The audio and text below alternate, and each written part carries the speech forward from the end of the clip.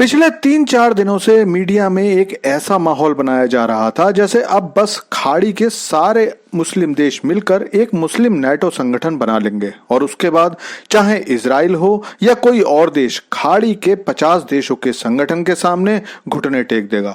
Pakistani news channel तो और भी आगे जा रहे थे। उनके अनुसार तो अब वो इजराइल ही नहीं, अमेरिका को भी घुटनों पर बैठने के लिए मजबूर कर देंगे।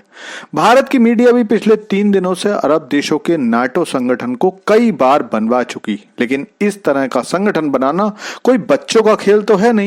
सबको अपने ईगो को एक साइड रखना पड़ता है, जो कि इन देशों में होना नामुमकिन है। और ऐसा ही हुआ। दरअसल कल कतर की राजधानी दोहा में सभी मुस्लिम देशों की मीटिंग हुई। इस मीटिंग में लगभग सभी खाड़ी के देश मौजूद थे।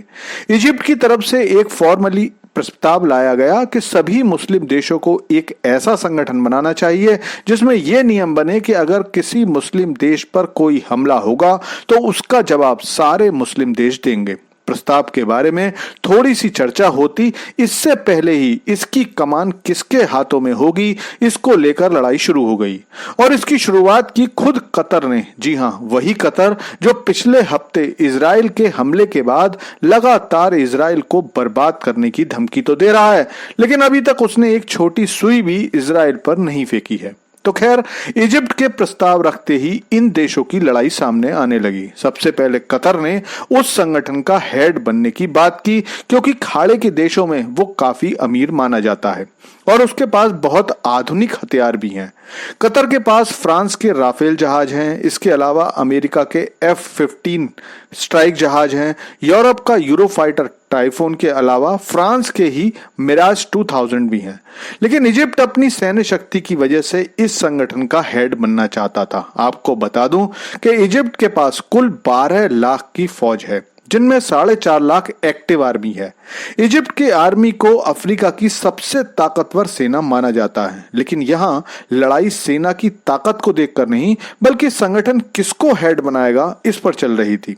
इसके बाद तुर्की ने इस बहस में एंट्री मारने की कोशिश की, लेकिन तुर्की के राष्ट्रपति अर्दोगान को खाड़ी देशों में कोई पसंद नहीं करता।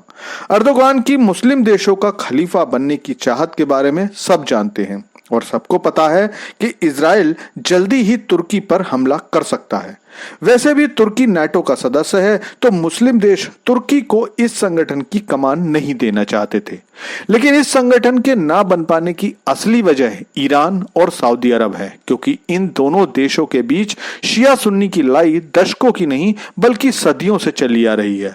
सब जानते हैं कि ईरान के डर की वजह से ही पाकिस्तान और सऊदी अरब का डिफेंस पैक्ट हुआ है। तो भला ये कैसे संभव है कि ईरान सऊदी अरब या सऊदी अरब ईरान को इस संगठन का अध्यक्ष बनने देता?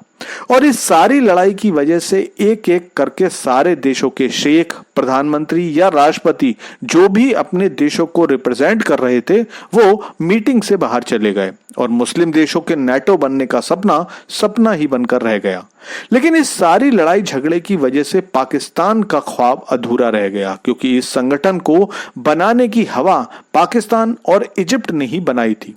पाकिस्तान ने सोचा था कि सारे देश जब एक साथ आ जाएंगे तो क्योंकि पाकिस्तान अकेला परमाणु हथियारों वाला देश है तो इन देशों की सुरक्षा के बदले वो पैसे ले सकता है। इस संगठन में रहने वाले मुस्लिम देश जैसे Kuwait, Bahrain, UAE, Iraq, Jordan और दूसरे देशों से वो जितना चाहेगा पैसा ले पाएगा, लेकिन ये हो नहीं पाया। इजिप्ट का डर इजराइल है, क्योंकि इजराइल इजिप्ट के एक बड़े हिस्से पर अपना हक बताता है और साथ ही वो हमेशा से कहता रहा है कि गाजा के लोगों को इजिप्ट अपने देश में जगह दे। तो इजिप्ट इसलिए मुस्लिम नाटो को चाहता था, लेकिन इन देशों की आपसी लड़ाई और ईगो ने इस संगठन को बनने से पहले ही खत्म कर दिया।